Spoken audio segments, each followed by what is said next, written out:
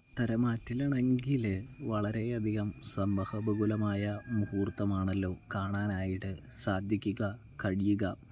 അതായത് നമ്മുടെ നവ്യനെങ്കിൽ നയനയും ആദർശും വരണമെന്ന് വിചാരിച്ചു കൊണ്ടിരിക്കുന്ന ആ സമയം തന്നെ അവിടേക്ക് അപ്രതീക്ഷിതമായി വരുന്നത് നയനയും ആദർശും തന്നെയാണ്. അവരെ വീട്ടിലേക്ക് സ്വീകരിക്കുന്ന നമ്മുടെ ആദർശിനെ സ്വീകരിക്കുന്ന നവ്യയെ കാണാനായിട്ട് കഴിയുന്നുണ്ട്. ഇതേ സമയം നവ്യയ്ക്കാണെങ്കിൽ നല്ല രീതിയിൽ തന്നെ സന്തോഷമാകുന്നത് കാണാൻ സാധിക്കും. എന്തായാലും നവ്യയുടെ ആഗ്രഹം ഫലിക്കുന്നുണ്ട് എന്ന് കാണാം. നവ്യയാണെങ്കിൽ സന്തോഷം പുറത്തേക്ക് പ്രകടിപ്പിക്കുന്നില്ല, സന്തോഷം മറച്ചു പിടിക്കുകയാണ്, അവരുടെ കൂടെ നിന്ന് അഭിനയിക്കുകയാണ് എന്ന് കാണാനായിട്ട് സാധിക്കും. പ്രേക്ഷകരെ, പ്രിയ കൂട്ടുകാരെ, അപ്പോൾ റിവ്യൂ ഇഷ്ടപ്പെട്ടാൽ ചാനൽ മറക്കാതെ ഒന്ന് സബ്സ്ക്രൈബ് ചെയ്ത് സപ്പോർട്ട് ചെയ്യാനായിട്ട്